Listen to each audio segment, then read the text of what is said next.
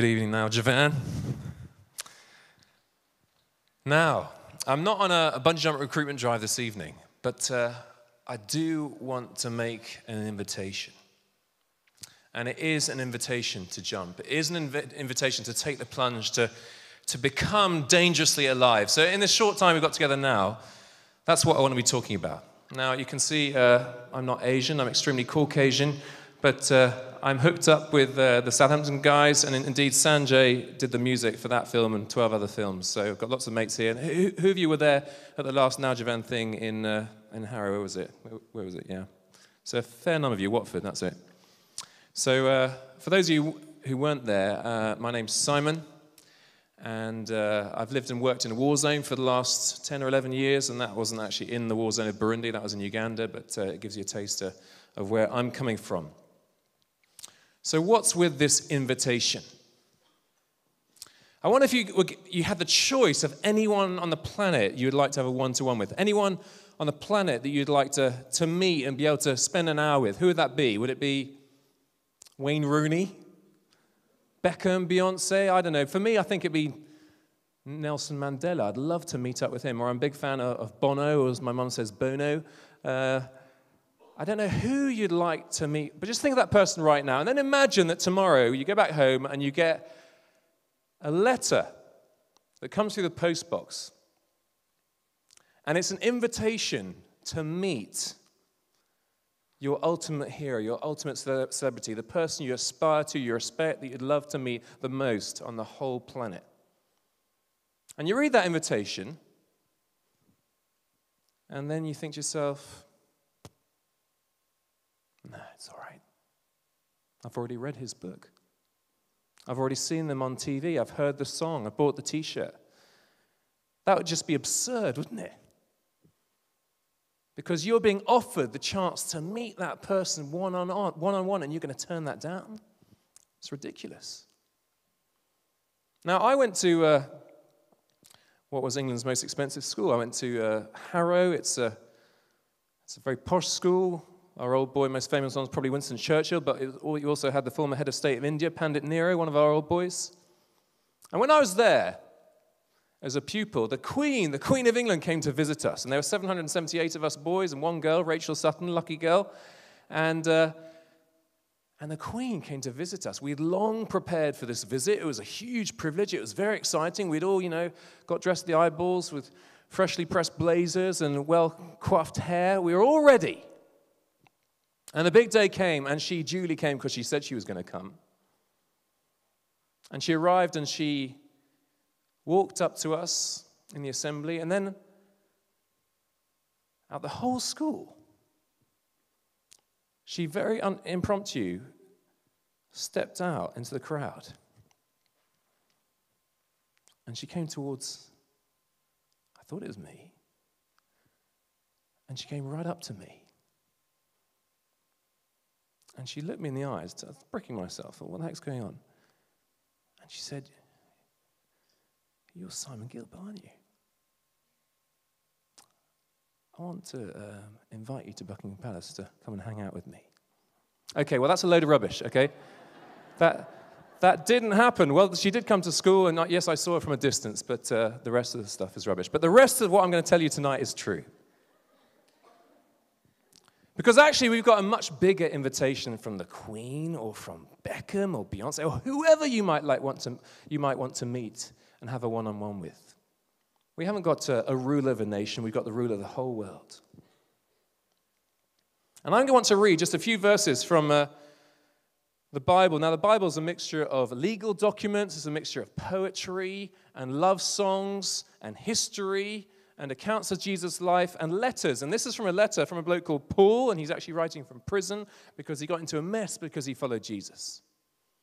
And he writes, it's in Philippians chapter 3, and I'm just going to take out a prayer and I'm going to offer you the chance this evening as part of that invitation to pray this prayer that he prays. And I think most of us might be up for the first two parts of the prayer, but we're going to struggle with the third part. So in Philippians chapter 3, verse 10, he says this. He says, "I want to know Christ and the power of his resurrection and the fellowship of sharing in his sufferings, becoming like him in his death, and so somehow to attain to the resurrection from the dead. Let's just look at those briefly. First of all, I want to know Christ. Now, let me take you back to when I was at school. And it wasn't Rachel Sutton, but it was, I'm going to tell you about the first girl I really fancied. And I really wanted to woo her. I did everything I could. I became a bit of a sado and a bit of a stalker. And I followed her around the playground. I got to know who she hung out with, where she lived, her habits, her hobbies. I became slightly obsessive. I used to go to sleep thinking about her, have whatever dreams about her, and then I'd wake up thinking about her. And there were two fundamental obstacles to me which were massive hurdles in terms of being able to overcome. So I could woo Jeannie and that's her name, and get her to sort of reciprocate and want me as well. The first obstacle was that she was already going out with a school hunk whose name perhaps appropriately was Randy. The second obstacle was actually even bigger. And that was that Jeannie, Randy was 14, Jeannie was 13, and I was 5. Now, why do I share that stupid story with you? Because although I got to know everything about Jeannie, I never met her. I never knew her. I never spoke to her in my infantile obsession. And loads of us in this room, we're like that with Jesus. You see, you've come along to Naujavan, you knew it was some Christian activity, you've got Christian mates maybe, you might even own a Bible, might have been to church the odd time, whatever. There's a massive difference between knowing about and knowing. There's a massive difference in receiving an invitation and accepting it and acting upon it. Those of you that have done French, and most of us get to do French for a couple of years at school, don't we, at GCSE, whatever. Now, there's two verbs for to know. Anyone shout them out?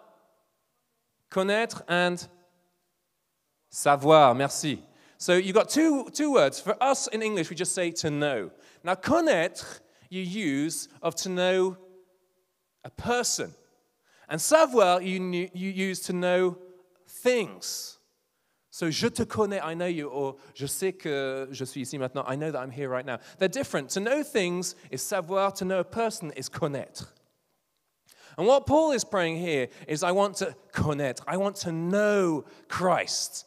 In a different part of the Bible, Jesus says, then you will know the truth. And the truth you'd think was a thing. So you'd think the verb would be to savoir, to know the thing. But actually Jesus says, no, I want to connaître. I want to know the truth, which is a person. Because later on he says, I am the way, the truth, and the life. No one comes to the Father except through me. And you would have thought Paul, in writing these verses, he would know. I mean, he's in prison for his faith. He knew loads of stuff. I mean, he'd been a Pharisee. Earlier on, it talks about the fact that he knew everything. He knew the law. He was legalistic righteousness. He was faultless. Circumcised on the 8th day, he had done it all. But you see, that's the problem with religious people. And please don't make the mistake. I'm not a religious people. I can't stand religion. Because religion is a long list of rules, of do's and don'ts, as if we can package God and reach up to him like that. Well, you can't. And maybe a whole load of us were brought up in belief systems where that was what it was about. Do this, do that. At the end of the day, we'll just see on this scale of good and bad and whether we can measure up. Or maybe we'll come back in another life, and if we've done well, then we'll come back to something better. Or, God forbid, we'll come back to something worse if we screw up. And that's all religion. But the message of Jesus is, I am the way, the truth, and the life, is that you can't earn your way to God. There's a massive chasm, but he reaches down, God with flesh on, so that we can know, connaître the truth, and the truth will set us free. And so the invitation this evening is, please, none of us leave settling for knowing about. And let's choose to know. Let's choose to respond to that invitation.